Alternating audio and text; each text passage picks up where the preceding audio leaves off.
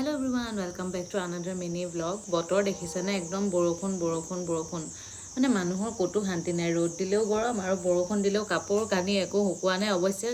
গৰম নাই কাৰণে গাবোৰ মানুহৰ ভালেই লাগিছে কিন্তু পানী হোৱা জায়গাত অলপমান অসুবিধা হয় বাৰু বাকি বৰষুণ ভালেই লাগে বতাহ ধুমুহাটোহে ভয় লাগে